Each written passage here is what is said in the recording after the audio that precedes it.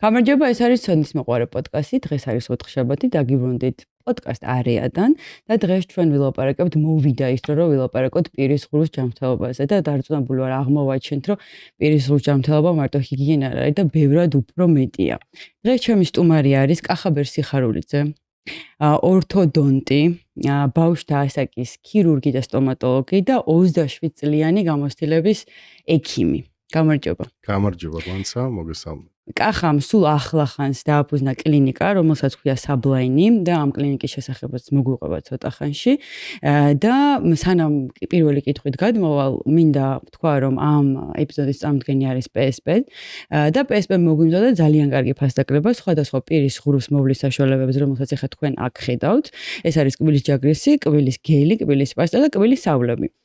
კოდის საშუალებით, პრომოკოდის საშუალებით, რომელსაც ასევე ხედავთ, შეგიძლიათ რომ მიხვიდეთ PSP-ს აფთიაქებში და ისარგებლოთ 50%-იანი ფასდაკლებით, ანუ ნახევარფასად იყიდეთ. ეს ფასდაკლება იქნება 11 ივნისიდან 30 ივნისის ჩათვლით და არ გამოგრჩეთ. და ამასთან ერთად კიდევ ერთი ძალიან კარგი ფასდაკლება გვაქვს კახაბერის კლინიკაში საბლაინში. ჩემს მაყურებლებს ექნებათ 10%-იანი ფასდაკლება აბსოლუტურად ყველანაირ პროცედურაზე, რომელიც ამ კლინიკაში არის. და მადლობა კახა ამისთვის, რომ ესე გაგვანებიურე. დღეს ჩვენ ვლაპარაკობთ, როგორც დავიწყე, ესე ვთქვათ, ჰიგიენაზე მეტი რომ არის ეს ყველაფერი და ბევრად უფრო კავშირშია მთლიანად ჩვენ ჯანმრთელობაზე.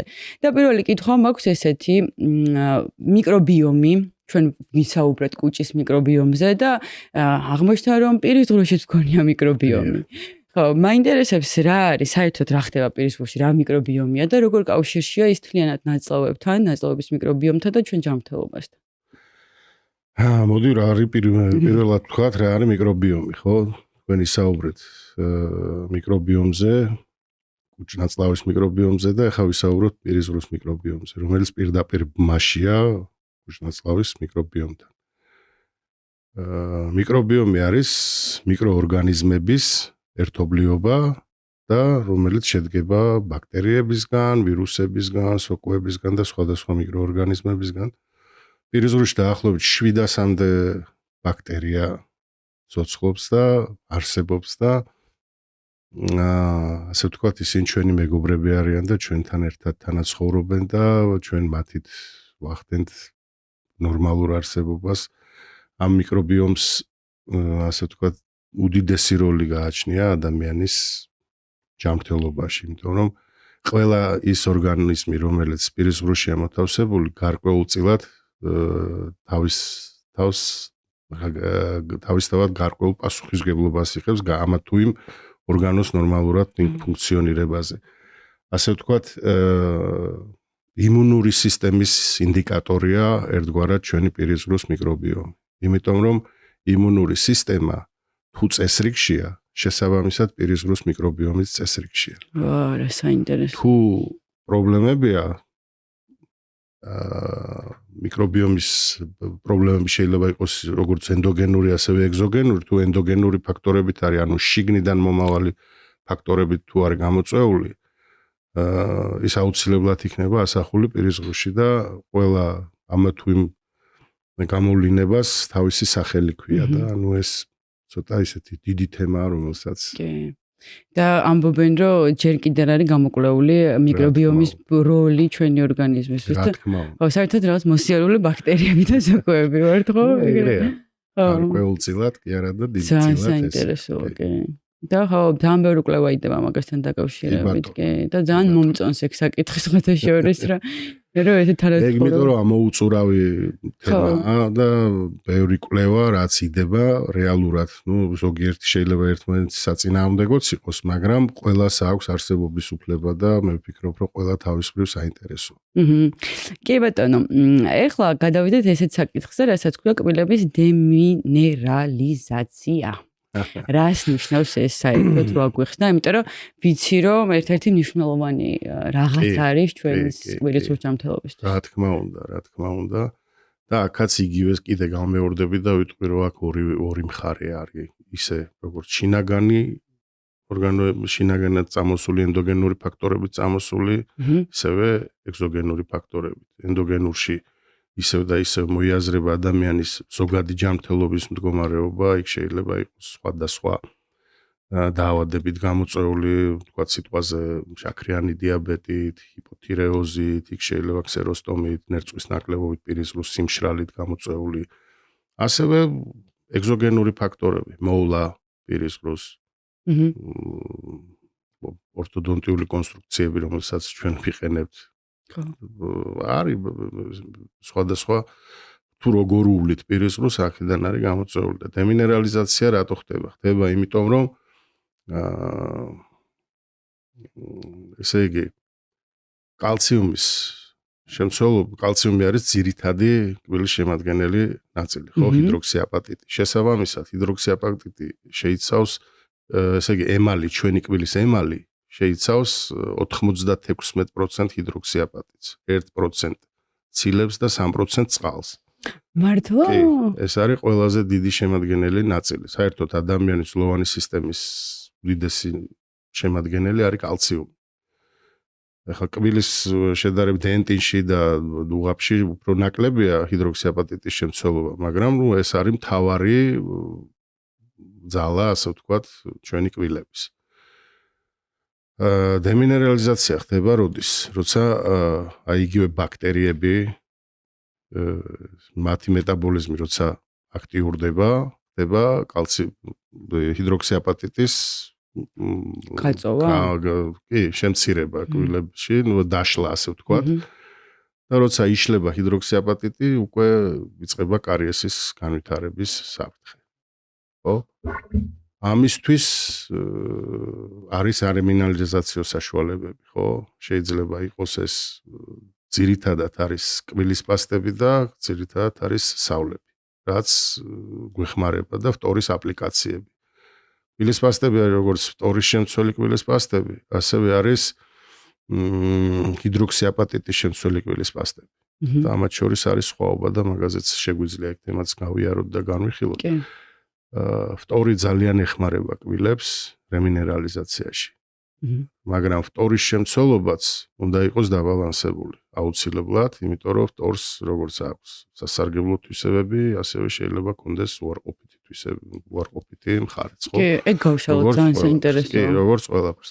ასევე არის ჰიდროქსიაპატიტის შემცველი კბილის პასტები, რომლებიც თავისთავად იგივე თვითონ გვეუბნება, რომ ჰიდროქსიაპატიტს გვაწვდის შევინარჩუნოთ ხო კბილები ნორმალურ მდგომარეობაში და მის რემინერალიზაციას ეხმარება.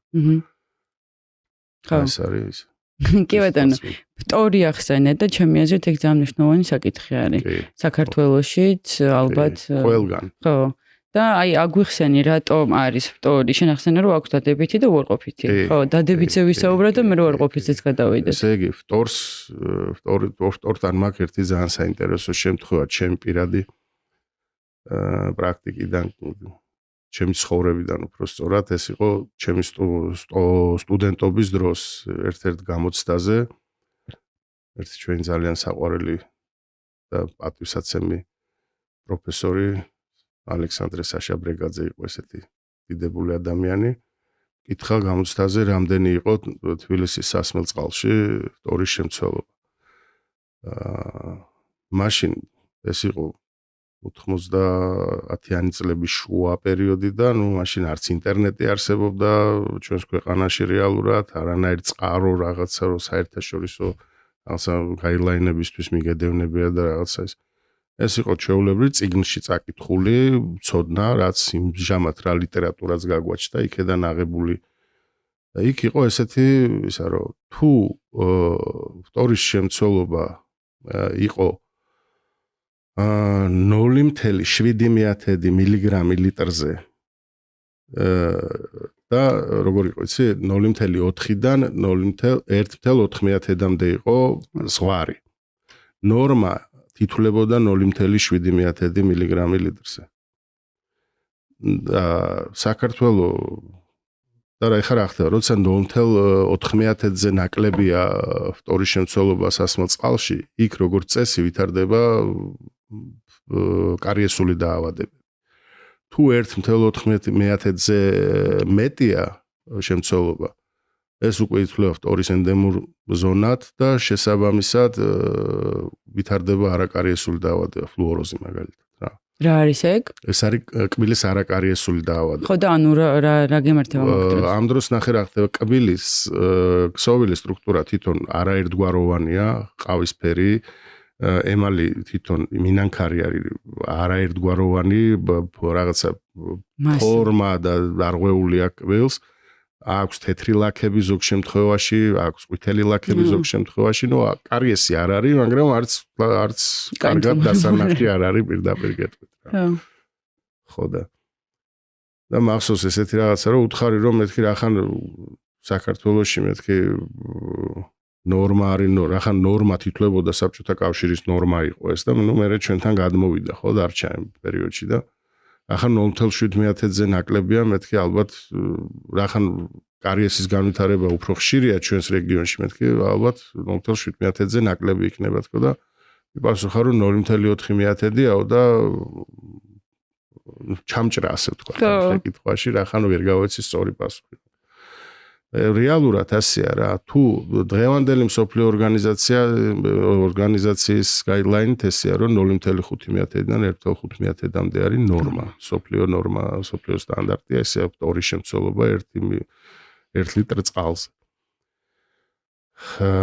და რა იგივეა რა, ანუ კარიესული დაავადებების განვითარების რისკი და არაკარიესული დაავადებების განვითარების რისკი. შუალედური მდგომარეობა ითვლება ნორმად რა. ეხლა საქართველოში მე როგორც ვიცი ფტორის ეხლა დაზუსტებით არ შემიძლია ამაზე რომ გავაკეთო ისა, მაგრამ ყოველ შემთხვევაში როგორც ვიცი წყლის ფტორირება არ ხდება, იმიტომ რომ ჩვენი წყალი დაახლოებით აი მაგ სტანდარტშია რომ 0.4-მდე, 0.5-მდე.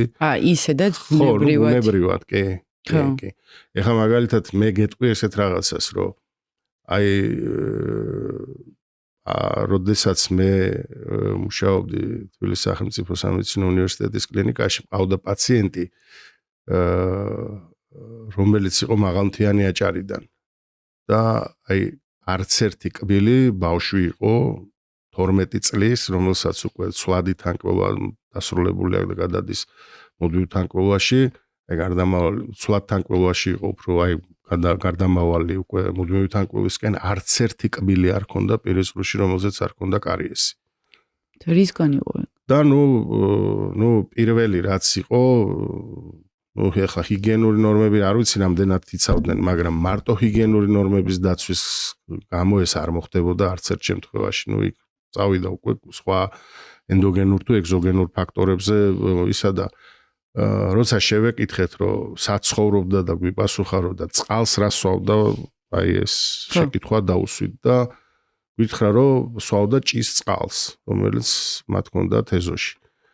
და ვკითხეთ რომ ნუ იმ ოჯახის წევრებს ზოგადად დაგვაინტერესა თუ რა მდგომარეობა ჰქონდა, ჰიგიენური ინდექსი როგორი იყო იმ შემთხვევაში და ზოგადად პირისპირ მდგომარეობა როგორი იყო და აღმოჩნდა რომ ოჯახის წევრებს პრაქტიკულად არც ერთ წვილი არ ჰქონდათ. ჯანსაღი კი არა, უფროსი თაობის წარმომადგენლებს არც ერთს არ ჰქონდა პირისპირში კბილები დარჩენილიც კი. და ვთხარით რომ გაეკეთებიათ კვლევა წყლის. როცა გააკეთეს კვლევა, აღმოჩნდა რომ წყალში საერთოდ არ იყო ფტორის შემცველობა. იყო ესეთი მომენტი და ნუ მაგაზე მე იყო ჩვენი ერთ-ერთი მეგობარი, რომელიც წავიდა აჭარაში და სპეციალურად ის გამოიყენა სამეცნიერო კვლევაში, აი ეს ფაქტი ხო? და ისე ხა უცებ ესეთი კითხვა გამიჩნდა რა, არ ვიცი, მე საქართველოში ვცხოვრობ და არ ვიცი რა ხდება, თქვა საქართველოს გარეთ, მაგრამ კარიესი, ანუ ყველა ჩემ მეგობრებს ყველას გარშემო თუ კარიესის პრობლემაა სულ რა, მიუხედავად იმისა, რომ ჰიგიენის დაცვა ხდება ისე, როგორც საჭირო არის და შეგვიძლია ისევ წყალთან მივადგეთ თუ რა? ნაკლებად უფრო. მე პირდაპირ გეტყვი, რომ ჰიგიენა არის უპირველესი. ჩემი თვალთახედვიდან, ჩემი გამოცდილებიდან გამომდინარე, პირდაპირ შემეძლია გითხრა, რომ ადამიანები, რომლებიც ჰიგიენას იცავენ სწორად, იქ ძალიან ბევრი პრობლემა, მე არ ვამბობ, რომ 100%-იანი პრევენციაა ეს, მაგრამ და 100%-იანი დაცვა, მაგრამ ძალიან დიდად განაპირობებს და მით უმეტეს ბავშვთა ასაკში. ბავშვთა ასაკში თუ ბავშვი თავიდანვე იწყებს მშობელი თუ ასწავლის როგორ უნდა გაიხეხოს კვილი. აი პირველი 2 კვილიც რო ამოუვა, იქედანვე უნდა დააჭერინოს ჯაგრისი ხელში. აი თუ აი ამას შეასრულებს, მე ჩემი შვილების მაგალითზე შემიძლია გითხრათ, რომ აი არც ერთს არ აქვს არანაირი არც ერთი არ მისულა ექიმთან კარიესის გამო. არც ერთი. თუ ნუ ახლა რა თქმა უნდა ფიზიოლოგიური ცვლის ჩვეულებრივი ამბავია. და ნუ ამიტომ კი ბატონო, მაგრამ კარიესის გამო არც ერთი. და აქვე ვიკითხავ, ჩვენ ვახსენეთ შინაგანი რაღაცა, რაც ანუ შეიძლება ჰიგიენას ვიცავდეს და აუცილებლად კითხავ რა არის სწორი ჰიგიენის დაცვა, მაგრამ შეიძლება ვიცავდეს ზუსტად ისე, მაგრამ შინაგანი რაღაცე მიმდინარეობები იყოს, რაც კარიესა ჩენს, ეგეც შეიძლება რომ იყოს, ხო? რა თქმა უნდა. კიდევ ვიმეორებ, აი ძალიან ბევრი არის დამოკიდებული ორგანიზმის ზოგად მდგომარე იმუნურ სისტემაზე არის ძალიან ბევრი დამოკიდებული. აი ძალიან როგორც გითხარით, თუნდაც შეიძლება დიაბეტი არ ქონდეს ადამიანს, მაგრამ ქონდეს რაღაცა აი ნაკლები ნერწყვი, აი ქსეროსტომია, რაც არის პირისგროს სიმშრალე. ნერწყვი ეხმარება ერთგვარი გამრეცხია, ასე ვთქვათ რა. როდესაც ნერწყვის გამოყოფა სრულფასოვანია, ის გარკვეულწილად აი ამ ბაქტერიებს, რომელიც რაც არის მჟავეტუტოვანი ბალანსის რეგულირებაში, ნერწყვს აქვს ძალიან დიდი როლი. ასევე შეიძლება იყოს ფარისებრი ჯირკვლის პრობლემით გამოწვეული, კი. ბევრი რაღაცა, ბევრი ის არის. აი ახლა წეღან არ მithქვავს, ახლა ვიტყვი, რომ აი ფეხმძიმობია, ქალბატ მდედრობითი სქესის, ესეც ერთგვარი ის არის, რა ქვია, გამოწვევა და ფეხმძიმობის დროს ძალიან საყურადღებოა პირისგროს ჰიგიენის სწორად დაცვა. მე ვიცი ადამიანები მოდიან მეუბნებიან რომ აი კი ყველანაირად აი ყველაფერს ვიცავთ, ყველაფერს ვაკეთებთ, მაგრამ მე როცა ჩაუღრმავდებით, ჩავყვებით, აღმოჩნდება რომ თურმე ყველაფერი ისე არ არის. ეხლა იმასაც ვიტყვი რომ ძალიან ბევრმა არ იცის, აი ჩვენ აი უამრავი ადამიანი მოდის, რომელმაც არ იცის რომ თბილი წყლით კბილების ხეხვა არ შეიძლება. ძალიან ბევრმა, აი ძალიან ბევრმა არ იცის და როგორ მეუბნებიან გასულ თბილი წყალი უკეთეს, არ არის უკეთესი, არც ერთ შემთხვევაში. კაი, აგვიხსენი.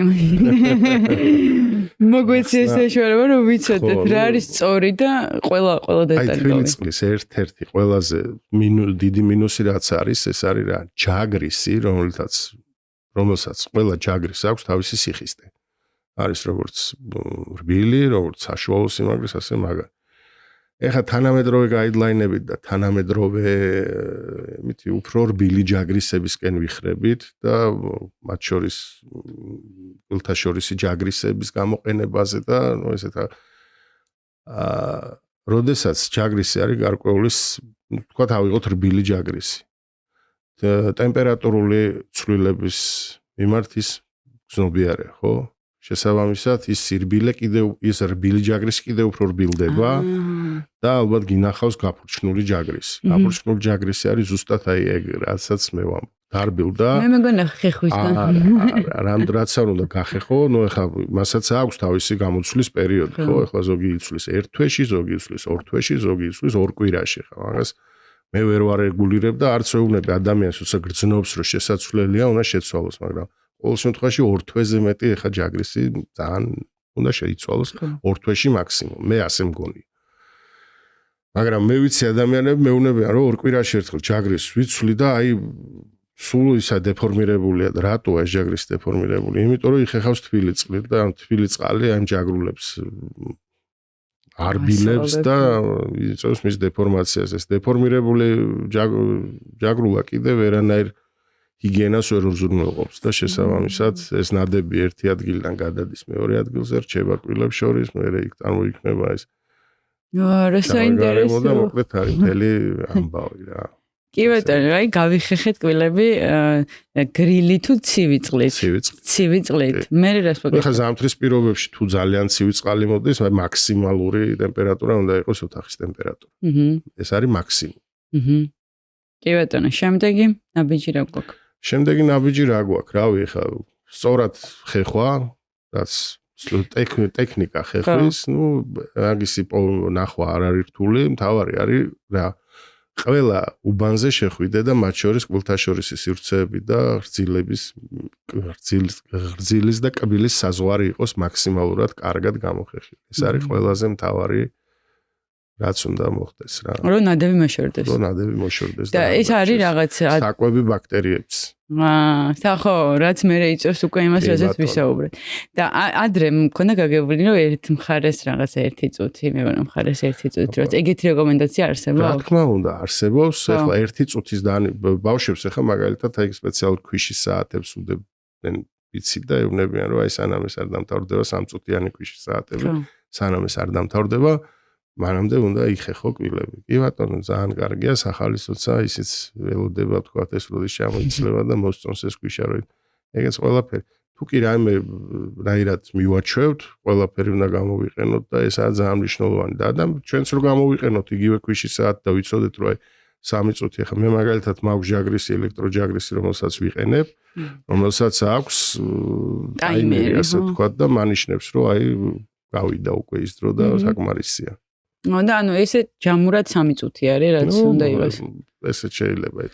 ეხლა ვერ ვიტყვი რომ მუდმივად 3 წუთს უთმობთ კბილის ხეხვას, მაგრამ ეხლა ვინც იცის სწორად როგორ იხეხოს და რა უბნებზე უნდა შევიდეს და როგორ უნდა გაასუფთავოს და კიდე გავიმეორებ რომ ეს არის ძირითადი უბნები, რაც უნდა გქონდეს ყოველთვის ხედველობის ქვეშ, ეს არის კბილთაშორისი სივრცეების მაქსიმალურად ხეხვა და აი კბილღრძილოვანი საზღვარი, რასაც ქვია, აი მაქსიმალურად სადაც აი არის ფიზიოლოგიური ჯიბე, რომელშიც ხდება აი ნარჩენების, საჭმლის ნარჩენების აკუმულაცია, ხო, აი ეს უნდა მოშორდეს, რომ ნაკლები ბაქტერიებს დარჩეთ, ნაკლები საკვები, რომ იქ მერე ის ჟავეტუტოვანი ბალანსი არ დაირღვეს ისევე და არ წავიდეს კბილის მინანქარის დემინერალიზაციას პირველ რიგში რაც იწვევს, ეს არის ჟავე გარემო.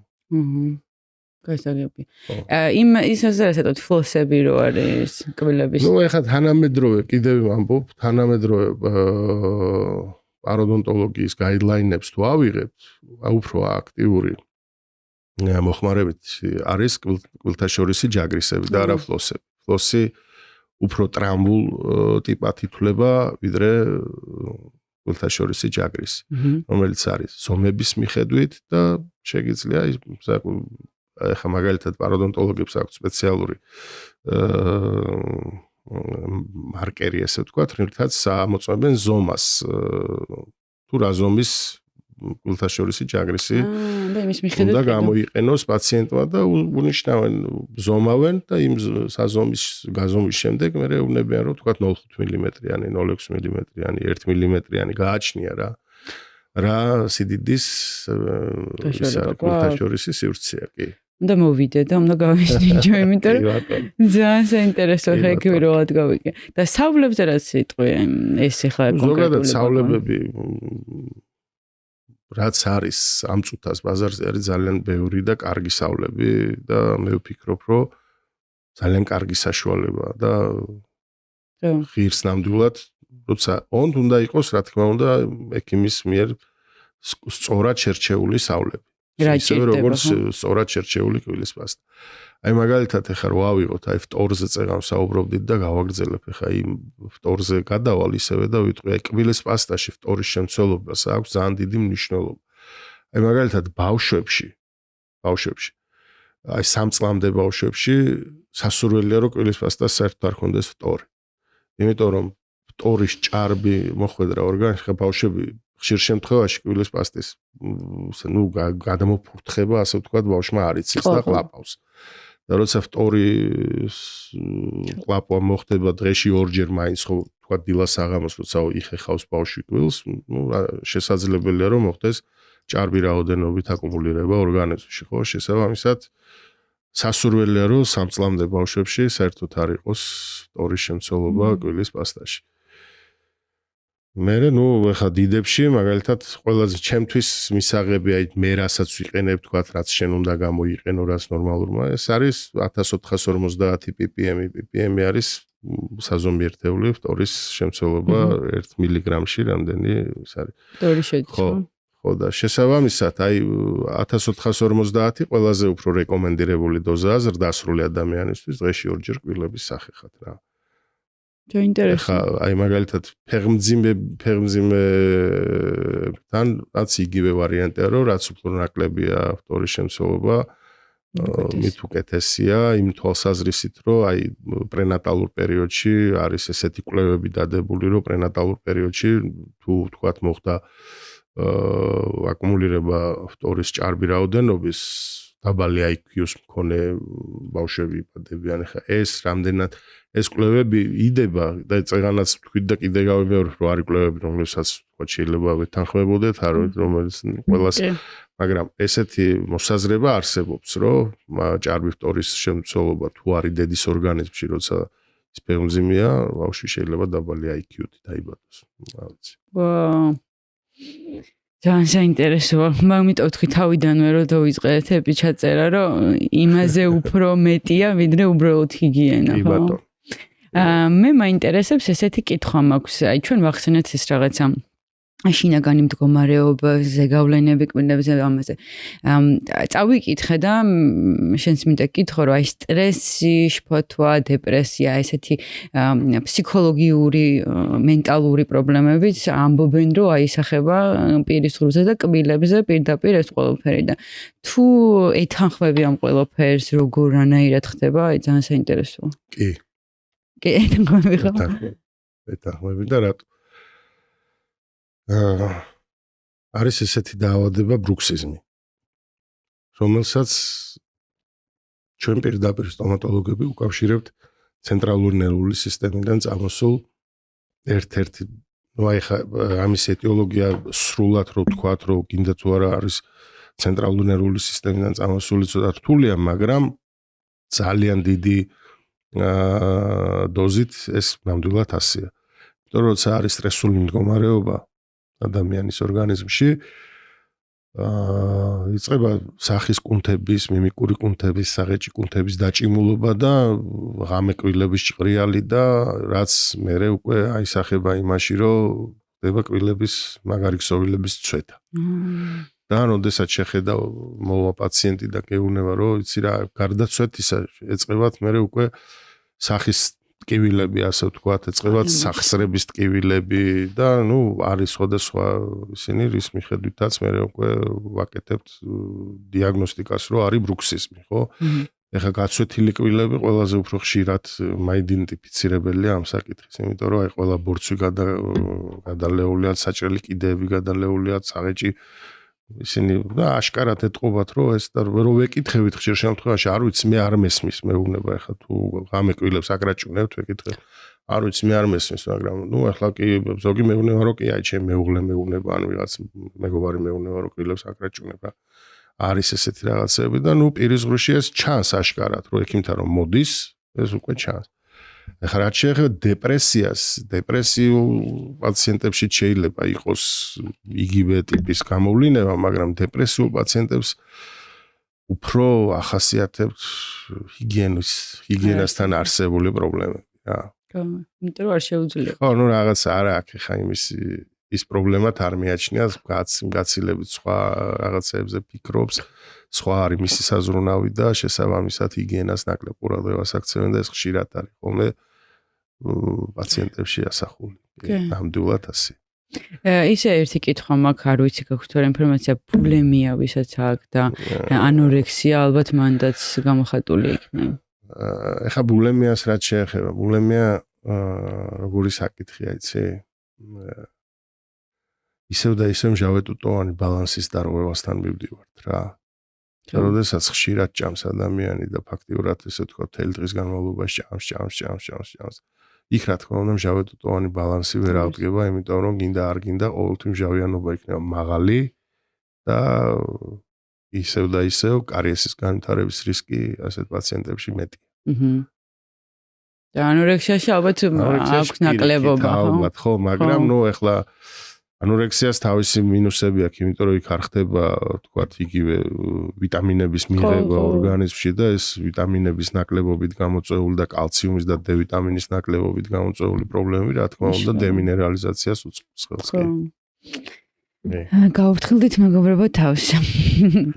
ეხლა გადავიდეთ ბოლონდროილდელ ძალიან ისეთ ტრენდულ საკითხზე, იმიტომ რომ ყოველი მეორე ვიდეო მხდება როგორ იკრავენ პირზე მას რაღაცა პლასტერს, რომ ისუნთქონ ცხვირით. კი. და ეს რაღაცა ის ბუმი არის, რომ ისუნთქე ცხვირით და იკარე პირზე რაღაც რა აგვიხსენი რატომ არის მნიშვნელოვანი ცხვირით სუნთქვა. ეგ არის უკვე ისეთი საკითხი, რომელსაც მართლა ძალიან დიდი მნიშვნელობა აქვს ჩვენთვის, ადამიანებისთვის და რატო? გარდა იმისა, რომ პირით სუნთქვის დროს, ხა როცა არის, ანუ ზედა სასუნთქი გზების უკმარისობას ვეძახით ჩვენ ამას, ხო? როდესაც არ ყოფნის ზედა სასუნთქო გზებს გამტარუნარიანი ნაკლებად არის, ვახმართ უკვე პირს, ხო? ზოგ შემთხვევაში არის პაციენტები, რომლებსაც საერთოდ ცხვირით სუნთქვა საერთოდ არ შეუძლია, ან შეუძლია 10%-ით, შეუძლია 15-20%-ით. თუნდაც 50%-ით რო იყოს შეზღუდვა ზედა სასუნთქი გზების გამტარუნარიანობის, იქ უკვე პირი ერთვება საქმეში და რატო? იმიტომ რომ არ ყოფნის ადამიანს ტვინი აძლევს ინფორმაცია, რომ ჟანგბადი არ ყოფნის სისხლში და შესაბამისად ამისთვის საჭიროა ალტერნატიული წყარო ჟანგბადის მიღების და ეს არის პირისხლ. და შესაბამისად იწყება პირღიაობა. პირღიაობის დროს პირველეს ყოვლისა ვიტყვი ისევე აი ჰიგიენასთან მივალ, ჰიგიენას მოვათავებ და მე სხვა თემაზე გადავალ. იწყება როგორი საკითხი? პირისღრუს სიმშრალე.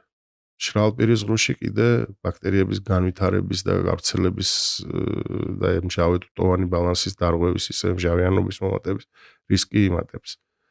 შესაბამისად ეს არ არის სახარბიელო და იწყება იქ გინგივიტი, პაროდონტიტი, კარიესის განვითარების რისკები იმატებს და ნუ ესეთ ადამიანებთან რა თქმა უნდა ჰიგიენური ინდექსი შედარებით დაბალია, იმიტომ რომ სწრაფად ხდება უფრო აი ნადებების გაჩენა, უფრო მეტია, ვთქვათ, ანთებითი პროცესების განვითარების საშუალება და ამიტომ ეს ყველაფერი ნუ ცუდია ჰიგიენისთვის. მაგრამ ეს ხო ცუდია, მაგრამ არის კიდე მეორე ნაწილი, რომელიც ჩემთვის როგორც ორთოდონტისტვის, აი ერთ-ერთი ამომავალი წერტილია ზოგადად თანკმლის ანომალიების ფორმირებაში რა. და რატო? როდესაც ზედა სასუნთქი გზების უკმარისობა არის, არ ხდება კბილების ერთმანეთზე დაჭერა, ხო? პირი ღია. შესაბამისად, ბავშვთა ასაკში როცა არის ზედა სასუნთქი გზების უკმარისობა და როცა ადამიანის ჩონჩხი ფორმირდება, აი ამ ჩონჩხის ფორმირების პროცესში, როდესაც პირი ღია, ზედაყბის ძვალი გინდა არ გინდა ყოველთვის ვიწროვდება. იმიტომ რომ ზეწოლა კომპრესია არ ხდება და სიგანეში მისი გაზრდა არ ხდება. ვერტიკალურად უფრო იზრდება, ვიდრე ჰორიზონტალურად. პირის ღრუ. თვითონ კბილთან მწკრივი, ალვეოლური მორჩი და თვითონ სახე. ხშირ შემთხვევაში საერთოდ არ ვიცნობ პაციენტს, შემოდის კაბინეტში და ზუსტად შემიძლია გითხრა. არ არის კაბინეტი სავალდებულო ქუჩაში შეიძლება შემხვდეს ადამიანი და უკვე იმდენად თვალი მიჩვეული ამ ყველაფერზე, რომ ეხლა უბრალოდ ხშირად ყოფილა ჩემ ცხოვრებაში ესეთი რაღაც, რომ მშობელს მოყავს შვილი, უყურებ და ისეთი დარღვევა აქვს. აი მისი ვიზუალი მეუნება პირდაპირ, რომ ეს ბავშვი ცხვირიდან ვერ სუნთქავს. თვალუდის ქვედა კიდეები დაწეულია, ყრიმალები მორეცხილია, ძვალი ჩაწეულია, სახის ქვედა მესამედი დაგრძელებული, ან პირიქით ეს მესამე კლასის თანკმლის ანომალიებს ახასიათებს, ან პირიქით მეორე კლასის თანკმლის ანომალია აქვს და ნიკაპი შევარდნილია, შესულია ფრონტალური ნაწილის პროგნატი. ბევრი ნიუანსია რომ უყურებ ფაქტიურად შემიძლია სახის კონფიგურაციით დაუსვა დიაგნოზი. ანუ არ არის ახლა ამისთვის სავალდებულო, მაგრამ ნუ ჩანს ყველაფერი თავიდანვე ჩანს პაციენტს ეს ეთყობა. ხო და ნუ აი რომ ვეუბნები ხოლმე რომ აი ეს ბავშვი ცხვირით ვერ სუნთქავს, ზოგი ესე გაკვირვებული სახით მიყურებს რომ რა ვიცი, საიდან ვიცი რომ ვერ სუნთქავს ცხვირით. ნუ ახლა ეს პრაქტიკის ამბავია, ახლა როგორც წერენ თქვი 27-28 წელი გახდება, ახლა სულ მალე ერთ თვეში რაც ექიმი ვარ და ნუ ამ ძირითადი ჩემი სამედიცინო პრაქტიკა ჩემი აი ამ ბავშვებთან და ორთოდონტიასთან მაგ დაკავშირებული და შესაბამისად პრაქტიკამ ბევრი რაღაც მასწავლა და ვიცი რა როგორ და რანაირად და ძალიან დიდი მნიშვნელობა აქვს.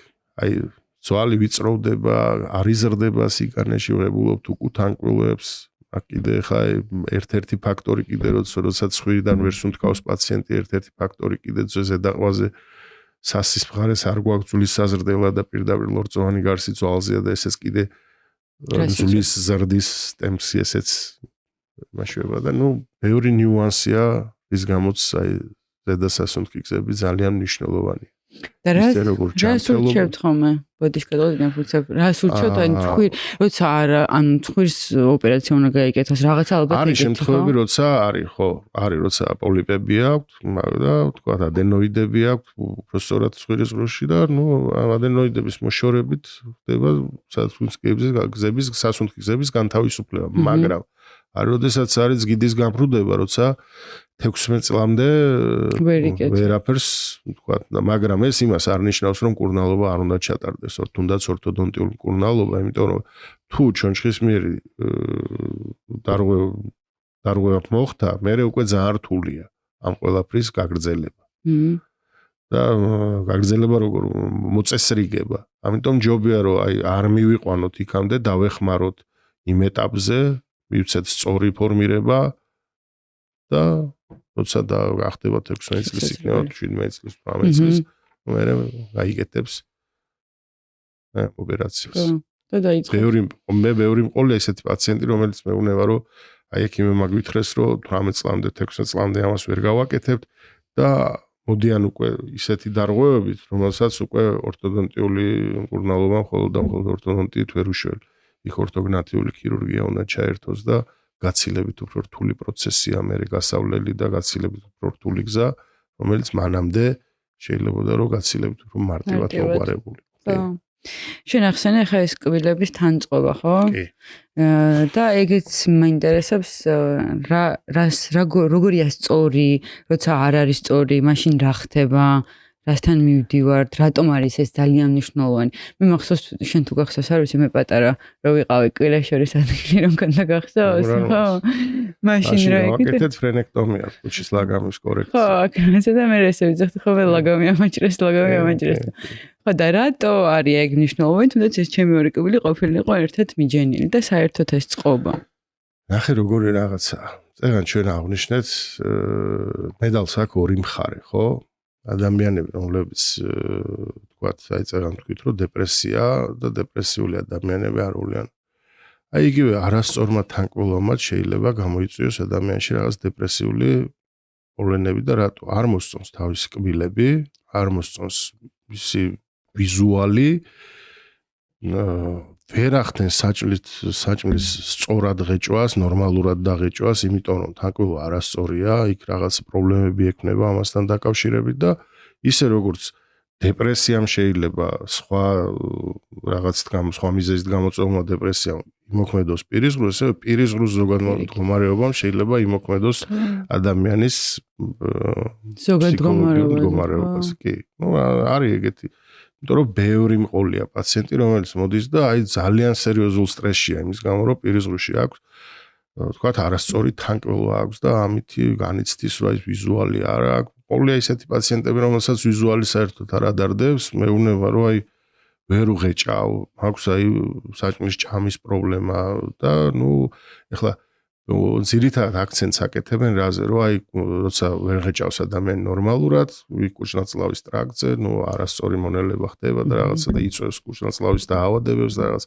ეს თავისთავად კი ბატონო მაგრამ არის აი მე რაც თქვი ჩემთვის ის მაგალითად უფრო მნიშვნელოვანია როცა ადამიანი მოდის და სტრესშია იმის გამო რომ არ აქვს ლამაზი კბილები რა თქმა უნდა მტროუმა ხო რამდენჯერ მithქვავს რომ იცი რა მოდი ახლა ეს გავაკეთოთ და კი ბატონო მე ვიცი ახლა ზოგი ეუბნება რომ მოიცადე ჯერ ეს არ გავაკეთოთ იმიტომ რომ ჯერ ეს ბევრის გამის მე ახლა ვარ ახალგაზრდა და ახლა მინდა კაი კბილები და მე დაყვები აბსოლუტურად იღიმი და პრეზენტაბა შენი სახეა ხო და აი წეგან ახსენე ცოტა ისე იმდენად დამაფიქრა მაგ მოცემულობამ რომ ყბის ფორმა იცვლება თვალები ისინი ანუ ეგ ყველაფერი დაკავშირებულია ზედასასუნთქი გზების უკმარისობა ვაიმე კი რა თქმა უნდა გენეტიკური ფაქტორებიც მუშაობს მაგ ეხლა შეიძლება კონდეს ადამიანს გენეტიკა რომელშიც თქვა კონდეს გრძელი სახე სიტყვაზე ხო ყველას სხვადასხვა მაგრამ როდესაც გვაქვს ზედასასუნთქი გზების უკმარისო, იქ აუცილებლად ან ერთი ტიპის დარღვევა, ან მეორე ტიპის დარღვევა აუცილებლად არის. ან მეორე კლასის, ან მესამე კლასი. და რომელი არის ყველაზე გავრცელებული პრობლემა ორთოდონტიაში? ვერ დავიმახსოვრეს. ორთოდონტიაში. რა ვიცი, ალბათ მაინც ყველაზე უფრო ხშირად რის გამოცნობენ ეს არის ვიზუალური დისკომფორტი. ხო. ესთეტიკური დისკომფორტი, რასაც ძირითადად მოყავს პაციენტი ექიმთან. კიდე განმეორდები დავიტყვი, რომ ხშირია ადამიანები, რომლებსაც აქვს ხეჭვის პრობლემები. კი. აქვს საფეთქელ ქვედაყბის სახსრის პრობლემები, რომლებიც მეუბნებიან, რომ სახს არის მტკივა, მაწუხებს და ამ ტკივილს მოყავს შენამდე პაციენტი. კი ბატონო და როცა ხო ეგეთი შემთხვევები თუ ქონია რომ ყველაფერი ესე პირის ღრუში წესრიგშია, კბილებს უყურებ წესრიგში, ანუ პაციენტს გონია რომ წესრიგშია და შენთან მოდის არის. ხო და რა პრობლემებთან მიდიხარ ხოლმე ეგეთ დროს? არა, ეგ როგორი რაღაცაა, იცი, ეგ მაგ ტიპის პაციენტი, ვისაც გონია რომ ყველაფერი წესრიგშია თანკოლის მხრივ, ის შენთან არ მოდის არც ვიზუალური და ესთეტიკური დისკომფორტის გამო, არც ხეჭვის დისკომფორტი. ის მოდის თქვა სიტყვაზე მოვიდა კბილების პროფესიულ წმენდაზე ან რაღაცას ესეზე მოვიდა და შენ აღმოაჩენ რომ აქ არის პრობლემა, ხო? შესაბამისად, მე უკვე არის ადამიანები, რომლებიც აი ამას სწორად გებულობენ და იწყებენ მკურნალობას, არიან ადამიანები, რომლებიც ამბობენ რომ იცი რა მე ეს აერთთან მაწუხებს ახლა და მოდი რა იყოს ასე და ვერც შეედავები და ვერც დააძალებ, რომ ეს მინდა თუ არა უნდა გააკეთო. ნუ აუხსნით ალბათ, რომ რა პრობლემა შეიძლება დააძალებ იმ შემთხვევაში თუ ხედავ რომ ეს სასიცოცხლოდ მნიშვნელოვანია, რა თქმა უნდა დააძალებ, მაგრამ თუ ეხლა ადამიანი ცხოვრობს შეულებრივად შრომის უნარიანია, ხალისიანია და ეს არის ბედნიერია, რატომ უნდა დააძალებ? მართლაც. და საერთოდ ეხლა რა ხდება სტომატოლოგიაში, როგორ ვითარდება სტომატოლოგია? ძალიან საინტერესო თემაა, იმიტომ რომ მე მაგალითად ყოველთვის მქონდა სტომატოლოგის ესეთი შიში, ხო? მოდი ესე ვიტყვი რა, ზოგადად მედიცინა აი 21 საუკუნეში აი იმხელა პროგრესი განიცადა, რომ აი რა ვიცი რა უდიდესი ისე როგორც აი სტომატოლოგიაში მაგალითად აი ბოლო 15 წლის განმავლობაში იმხელა ცვლილებებია, რომ აი 15 წლის წინ რო გეთქვა ჩემთვის რომ ეს ყველაფერი შესაძლებელი იქნებოდა 15 წელიწადში, 15 წელი არ არის ბევრი დრო და რო გეთქვათ რომ 15 წლის შემდეგ თქვათ სტომატოლოგიაში გამოვიყენებდით მიკროსკოპს და მიკროსკოპის ქვეშ მოხდებოდა თერაპიული манипуляციები, ორთოპედიული манипуляციები. ამას ვიტყოდი, რომ მე პირადად არ დავიჯერებდი რა. იმიტომ რომ ეხლა სად მიკროსკოპი და სად სტომატოლოგია თქო ვიტყოდი, მაგრამ როგორ ხდება, რას ნიშნავს? შეულებრივად მიკროსკოპის ქვეშ ხდება კბილების ნებავთ პრეპარირება, ნებავთ ენდოდონტიური სამუშაოები, რაც გულისხმობს აი არხების დაბჟენას და ეს არის დღევანდელი სტომატოლოგიის ჩვეულებრივი, ასე ვთქვათ, უკვე ჩვეულებრივი სამუშაო რეჟიმი. ვაუ. კი. ანუ ჰაი-ტექ. კი, ნუ როგორ არის, აი ციფრულმა სამყარომ აბსოლუტურად შეცვალა სტომატოლოგია. აი აბსოლუტურად შეცვალა და ციფრული სამყარო ძალიან მკვეთრად და სწრაფად შემოვიდა სტომატოლოგიურ სივრცეში რა. ეხლა ხშირად მეკითხებოდნენ, რომ რატომ არ მქონდა საკუთარი კლინიკა. და რა ვიცი, აი ამაზე ეხლაც არ ვფიქრობ, რა ვიცი, ალბათ ყველაფერს თავისი დრო აქვს და ყველაფერი თავის დროზე რაღაც მოდის და უფრო გეტყვი ესეთ რაღაცას, ვიყავი უცხოეთში და ვიყავ ერთ-ერთ კლინიკაში და რომ ნახე რაღაცები იმდენად მომეწონა ეს ყველაფერი და იმდენად ახლოს იყო ჩემთან და მივხვდი რომ ამის გაკეთება ჩემს ქვეყანაში, ჩემს ქალაქში შეიძლება და მე შემიძლია რომ გავაკეთო, აი ეს იყო ინსპირაცია და ის რაც ვნახე გარკვეულწილად რაღაცები წამოვიღე, მე გარკვეულწილად ჩემი რაღაცები დავამატე და მივიღე ის რაც მივიღე დღეს რაც მაქვს და ვთვლი რომ ძალიან კარგი რამე მივიღე ქართული რეალობისთვის რა. აი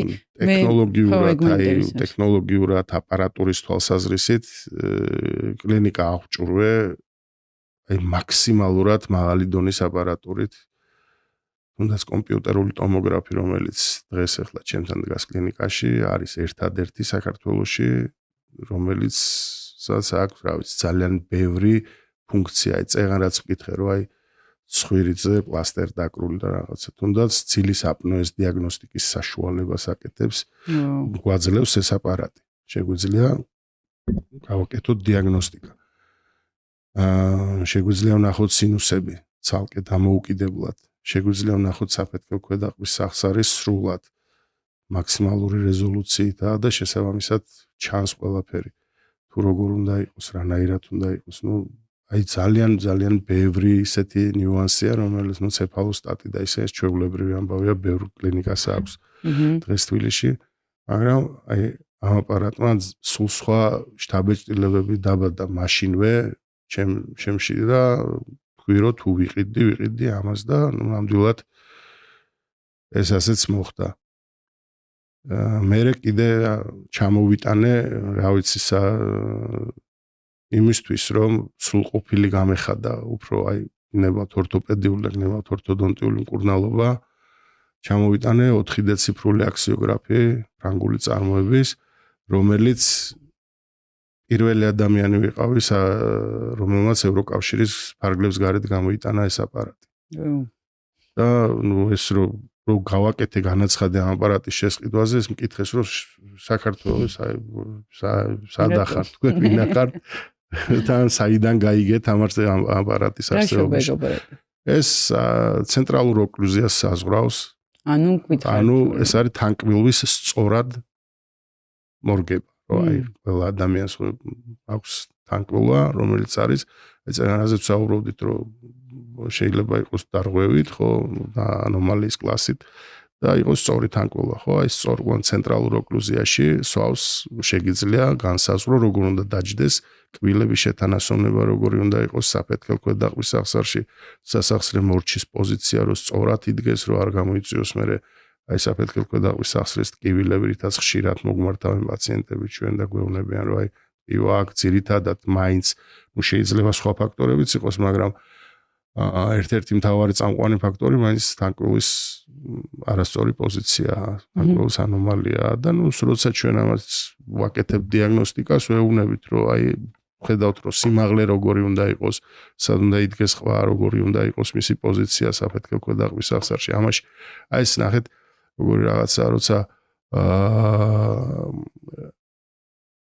ერთობლიობა საჭირო ციფრული მონაცემების ესე ვიტყვი რომ ის სწორად დიაგნოსტიკა რომ იყოს სრულფასოვანი ამისთვის აუცილებელია კომპიუტერული ტომოგრაფია აი მაქსიმალური რეზოლუციით რომ ჩანდეს საფეთქო ქვედაყბის სახსარი ორივე მხარე თავის ყველაფრით ჩანდეს სურათში უნდა გქონდეს აუცილებლად ორალური სკანერი რომელიც მოახდენს პირისგროს სკანირებას და მერე უკვე ციფრული აქსიოგრაფია რომელიც აი ამ მონაცემებს კრიბავს ერთად და შესაბამისად გვაჩვენებს თუ სად უნდა იდგეს, როგორ უნდა იყოს და სრული დიაგნოსტიკა.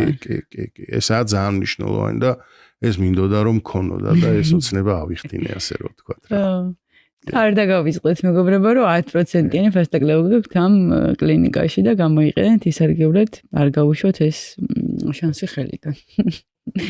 ჩვენ ახლა კბილების გასწორებაზე როცა ვლაპარაკობთ, ძალიან საინტერესო საკითხია, მე მახსოვს რომ ჩემი მეგობარი იყო, რაც ძალიან პატარა 15 წელი, ანუ მაშინ ბრეკეტი ისეთი ამბავი იყო რა, არავინ არ ვიცოდით რას იკეთებდა, ხო? საინტერესო რა ვიფსებოთ ბრეკეტებზე და არის ესეთი რაღაცა ალაინები. ელაინ. სიტყვებს ვერ ვიცავ. ალაინი. რა განსხვავება არის და აი რა საჭიროების მიხედვით ვაკეთებთ მაგ ყველაფერს? ისევ და ისევ მივდივართ იქამდე რომ ციფრული სამყარო ნელ-ნელა გვიპყრობს. ასე არის და მე ძალიან მეხმარება. არ ვარ ამის წინააღმდეგი აბსოლუტურად პირიქით ხიბლავს ესეთი რაღაცეები და ძალიან მაინტერესებს და ნამდვილად საინტერესო ამბავი. ნახე როგორ რაღაცა ეხლა ბრეკეტები არის ძალიან კარგი საშუალება თანკბილის ანომალიების საკორექციო და ჩვენ ამას აგერ უკვე მე თითქმის 20 წელიწადზე მეტია რაც მას ვიყენებ ჩემს პრაქტიკაში და ვთვლი რომ არა ბრეკეტები და ბრეკეტ სისტემები რა ვიცი ალბათ ძალიან რთული იქნებოდა ბევრი ადამიანისთვის აი წეგან რაც გითხარი ხალისის მიცემა ცხოვრებისთვის აი თუნდაც აი ეს რომ აი გავახალისეთ და ბედნიერი გავხადეთ რომ ლამაზი კბილები აქვს და კარგად იღიმის და ხო ბრეკეტები ძალიან კარგი საშუალებაა დღემდე და კიდე დიდხანს იქნება იმიტომ რომ არის თანკბილის ანომალიები რომლებსაც ბრეკეტები აუცილებლად სჭირდება თუმცა ელაინერებმა ისე სწრაფად შემოაღწია ჩვენთან და ისე დიდი ნაბიჯებით შემოვიდა და ისეთი შედეგები დადო რომ მე პირადად კიდევ ვიძახი რომ არ მოხიბლული მათი და ფაქტიურად ესე ვთქვათ შეპყრობილიც ვარ ამითი და ვიყენებ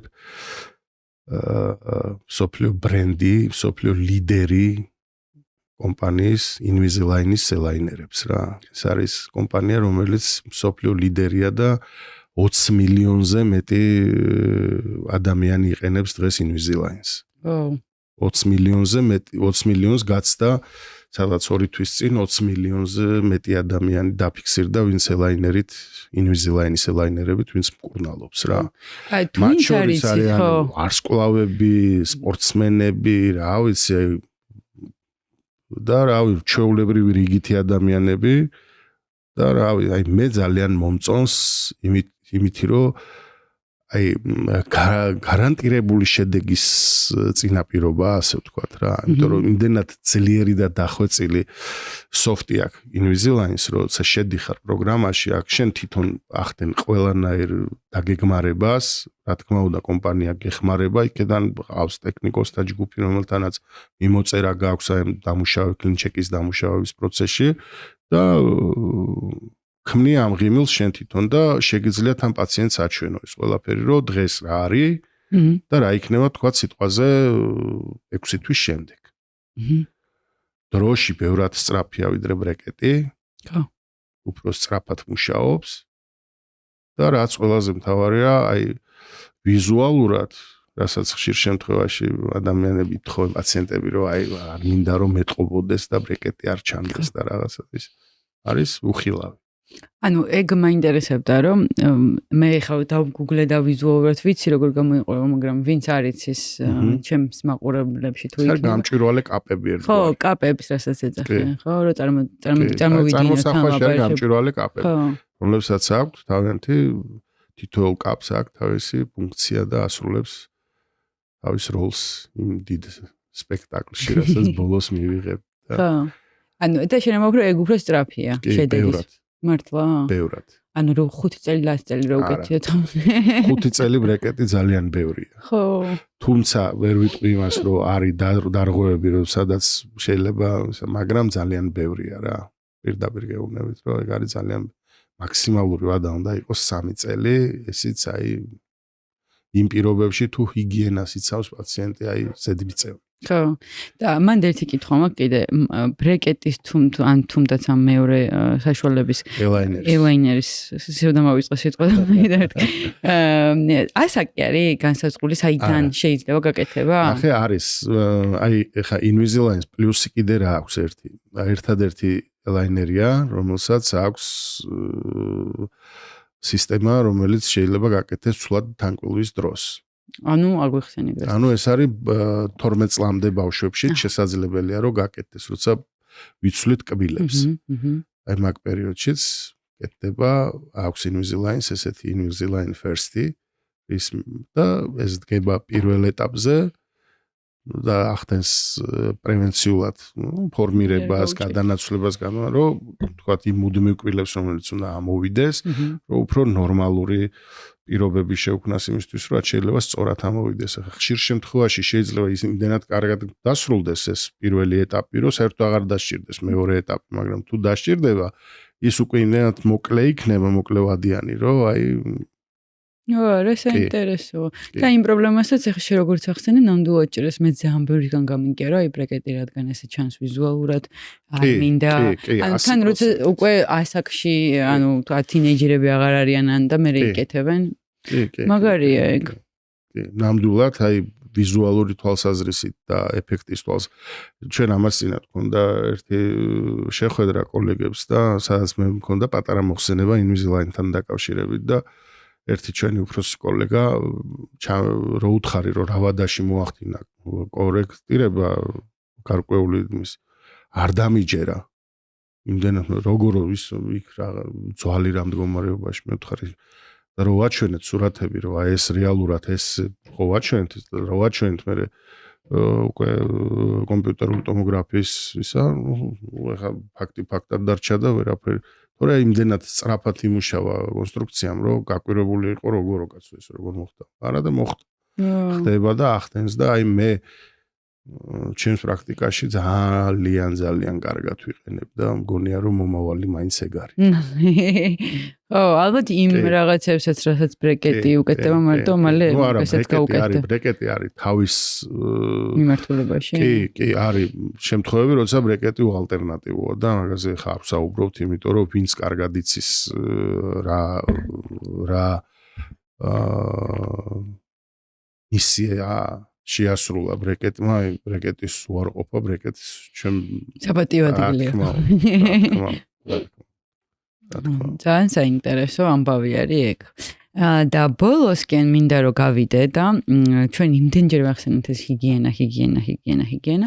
მაინც მინდა რომ ერთი რჩევის სახითაც მივცეთ ჩვენს მაყურებელს, მაგალითად ყოველი ჭამის შემდეგ უნდა გავიხეხოთ თუ არა კბილები, თუ კბილებს ვერ ვიხეხავთ ყოველი ჭამის შემდეგ რა უნდა ვქნათ, საღეჭი რეზინის მოხმარება შესაძლებელია თუ არ არის, ანუ აი ესეთი საყოფო ცხოვრებო რაღაცეები, ყავა გავლენას ახდენს თუ არა ჩვენი კბილების იმაზე ტკბილი ხო აი ხოხდები ისეთი კითხვები რომელიც ყოველდღიურობაში ძალიან აქტიურია კი რა თქმა უნდა ყოველი ჭამის შემდეგ კბილები არ უნდა გავიხეხოთ ერთმნიშვნელოვნად და ჭამის შემდეგ მალეც არ უნდა გავიხეხოთ კბილები იმიტომ რომ კიდევ ვიმეორებ ნახეთ იქ რა არის შავეთუთოვანი ბალანსი დარღვეულია შავიანობა მომატებულია პირისგრუში რაც კიდევ ერთხელ გავიმეორებ, რომ ჰიდროქსიაპატიც არ ბილებს და მისი გახეხვის შემთხვევაში რისკი იმისი, რომ ის ჩამოვშალოთ, უფრო მეტია, ხო? ამიტომ სასურველი არ არის, რომ ყოველი ჭამის შემდეგ კბილები გავიხეხოთ კი არა და არ შეიძლება რომ გავიხეხოთ, არც მალე და გარკვეული დრო დაახლოებით 1 საათი, ნუ 40 წუთი მინიმუმ მაინც უნდა გავიდეს, რომ ჭამის შემდეგ რომ კბილები გაიხეხო. ეხლა მე ვიცი ადამიანები ადგებიან დილით სანამ კბილებს გაიხეხავენ, ჯერ საჭმელს ჭამენ და მერე კბილებს იხეხავენ. არა, ჯერ კბილები უნდა გავიხეხოთ. ისევ როგორც ხელები დავიბანოთ, პირი დავიბანოთ, მომწესრიგდეთ, კბილებიც გავიხეხოთ და მერე მივირთვათ. და არა თქვა ჭამის შემდეგ კი ბატონო შეგვიძლია გამოვივლოთ უბრალოდ რომ ცავლები თუ წყალსგური წყალი გამოვივლოთ გამოვასუფთავოთ და წავიდეთ ისე გავაგზავნოთ შეიძლება ხა ტკბილს და ყავას ეხლა ყავა მაინც პიგმენტურ ლაქებს აძლიერებს და ეხლა მე უფრო ხშირად გჭირდება კბილების გათეთრება თქვა და ნუ რა ვიცი ხა ვის როგორ, მაგრამ ნუ ეხლა ყავა და ტკბილს რაც შეეხება, ტკბილის მოლეკულები, ტკბილი რატოა, რატო აფუჭებს ტკბილი კბილებს, ხო? ეს არის ტკბილის მოლეკულები, უფრო დიდხანს ეკურის კბილებს და ისევ და ისე ბაქტერიების საკვებია ის ტკბილი და გლუკოზა, ნუ აი ტკბილი ხო, გლუკოზა რაც ის მიწებების უნარი აქვს უფრო მეტად კბილებზე და შესაბამისად აი ტკბილი ხელზეც კარგად გვეწებება ხო? აი იგივე მიწებების უნარი აქვს იქაც ტკბილზეც და შესაბამისად იგივე ბაქტერიებისთვის ისეთი ხელსაყრელი გარემოა და მათი მეტაბოლიზმი უფრო აქტიურია შესაბამისად ამიტომ ტკბილსაც ამიტომ ვამბობთ რომ აზიანებს კბილებს. ხო. საღეჭი რეზინაზე რას გვეტყვი? საღეჭი რეზინი კარგია 5 წუთი მაქსიმუმ 10. და არა მთელი დღე. რა თქმა უნდა. ჭამის შემდეგ რომ აი ეს შემცველობა ისი რაც აქვს რომ თავარი რა არის რითი რას გვეუბნებიან რომ არეგულირებს შავეთუთოვანი ბალანსის განაფარდობას და შესაბამისად ამითი ასე ვთქვათ მე მანდაც ხილას მოვიყეთ. ხო, ნუ რა მე მგონი რომ 10 წუთი მოსულა. ნამდვილად. კი ბატონო და ბოლოს რჩევა მოგვეცი. არ ვიცი ეხლა ცოტა ის უცნაური როგორ შევინარჩუნოთ ეს ჩვენი პირის ღრუს ჯანმრთელობა ისე რომ არ დაგჭირდეს თუნდაც ხშირად რაღაც ეს მოდი ასე ვთქვათ. თავარი არის ჩვენი შინაგანი კულტურა. რომ რამდენად ხშირად მივდივართ ექიმთან, რამდენად ხშირად ვაკეთებ პროფილაქტიკურ ვიზიტებს. ნუ თუ არ გუტკივარ, არ მივდივართ, ეს არ არის სწორი. თუ არ გუტკივარ, არ მივდივართ, ეს არ არის სწორი. უნდა იყოს პროფილაქტიკური ვიზიტები ექიმთან, ხო? მიხვიდე და ათვალიერე რომ 6 თვეში ერთხელ წმენდა და დიაგნოსტიკა, ხო? პირის ღრუს დიაგნოსტიკა. ეხლა ჩვენთან მაგალითად კლინიკაში გარდა იმისა, რომ ნუ ეხლა ვიზუალურად ისა ლორწოვან გარსზე ჩვენთან ხდება ესეთი ფლუორესცენციული დიაგნოსტიკა. ეგრეს ნიშნავს. ეს არის პირის ღრუს ლორწოვანი გარსის დიაგნოსტიკა და რომელიც გამოავლენს ჯანსაღი და არაჯანსაღი ქსოვილების არსებობას? კი. რაღაც სუპერ თანამედროვე ამბობენ. აპარატიც ჩვენთან არის კლინიკაში და ნუ თუ არის მე საჭიროება კიდე პლუს 301-თვის მე ფოტოდინამიური თერაპია და რა ვიცი, ბევრი საშუალება გვაქვს, რითაც შეგვიძლია პაციენტს სრულფასოვანი მკურნალობა ჩაუტაროთ პირის ღრუს. დიაგნოსტიკა უპირველეს ყოვლისა და სადიაგნოსტიკო საშუალებები ეს არის ჩემი ყველაზე დიდი სიყვარული, ასე ვთქვათ, კი. იმიტომ რომ ვთვლი რომ სწორად დასმული დიაგნოზი არის წარმატებული შედეგის საწინდარი. მეც გეთანხმები მაგამ ბავში და ძალიან დიდი მადლობა.